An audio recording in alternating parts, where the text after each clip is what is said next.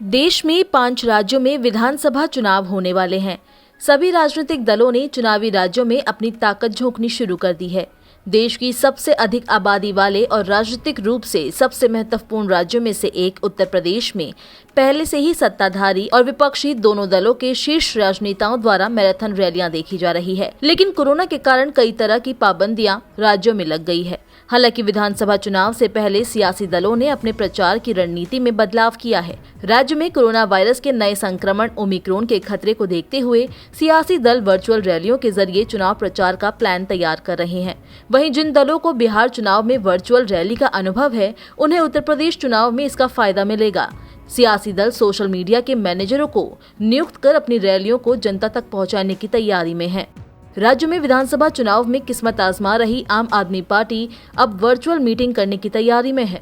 वहीं इसकी शुरुआत 8 जनवरी को वाराणसी में होगी। इस वर्चुअल रैली को पार्टी के प्रदेश प्रभारी और राज्यसभा सांसद संजय सिंह संबोधित करेंगे।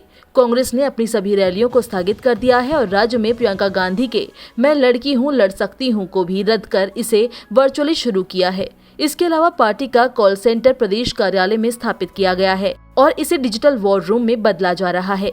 पार्टी मतदाताओं तक पहुंचने के लिए डोर टू डोर चुनाव अभियान और नुक्कड़ सभाओं की तैयारी में है।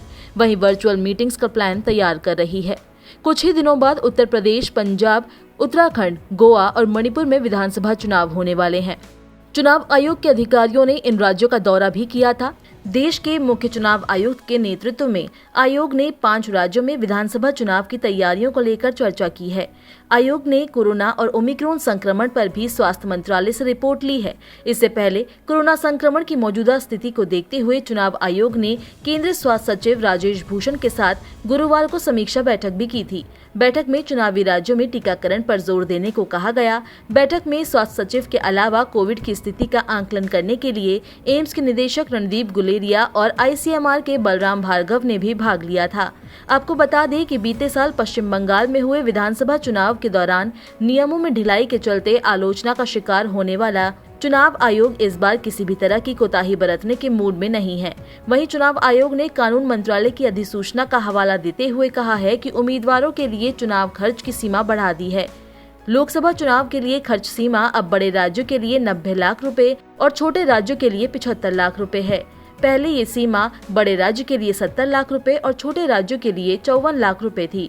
इसी तरह विधानसभा चुनाव के उम्मीदवारों के लिए चुनाव खर्च की सीमा बड़े राज्यों के लिए 28 लाख रुपए से बढ़ाकर 40 लाख रुपए कर दी गई है।